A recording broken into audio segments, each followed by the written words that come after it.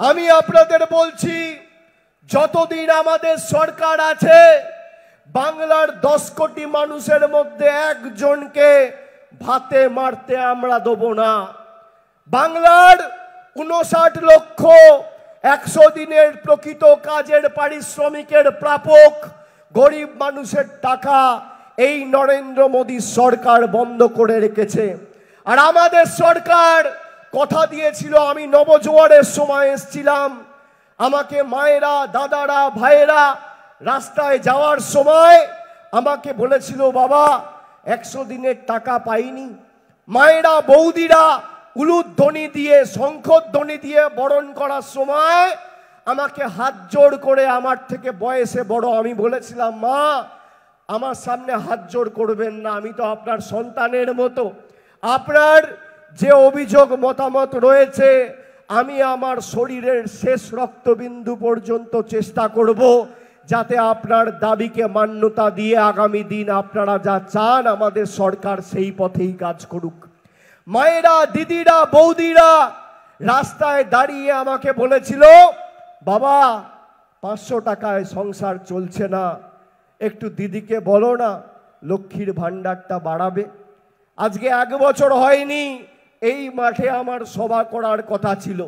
Rail দুর্ঘটনার কারণে আমরা সেদিনকে আমাদের প্রত্যেকটা কর্মসূচি স্থগিত রেখেছিলাম। আমি পুলকদাকে বলেছিলাম, পরবর্তীকালে আমি যখন আসব এই মাঠেই আসব, এই মাঠেই সভা করব। আজকে মায়েরা বলুন, আমি জুন মাসে সভা করতে এসেছিলাম এখানে পঞ্চায়েতের আগে। এই হাওড়া জেলায়, এই হুগলি জেলায়, বাংলার বিস্তীর্ণ এলাকা জুড়ে 2.5 মাস রাস্তায় ছিলাম। 1 বছরের মধ্যে আপনাদের 100 দিনের টাকাও রাজ্য সরকার দিয়েছে, আর 500 টাকার লক্ষ্মীর ভাণ্ডার বেড়ে 1000 টাকা হয়েছে। এটাই তৃণমূল কংগ্রেসের গ্যারেন্টি। আর মোদিজির গ্যারেন্টি কি? মিথ্যে কথার গ্যারেন্টি। মোদিজি বলেছিল আচ্ছে দিন আসবে, আচ্ছে দিন এসছে। বলেছিল সবাই 15 লাখ টাকা পাবে, কেউ পেয়েছেন? বলেছিল বছরে 2 কোটি বেকারের চাকরি হবে। তার মানে কি 10 বছরে 20 কোটি বেকারের চাকরি। তার মানে একটা বুথে কম করে 100 জনের চাকরি হওয়া উচিত 10 বছর মোদী সরকার ক্ষমতায়।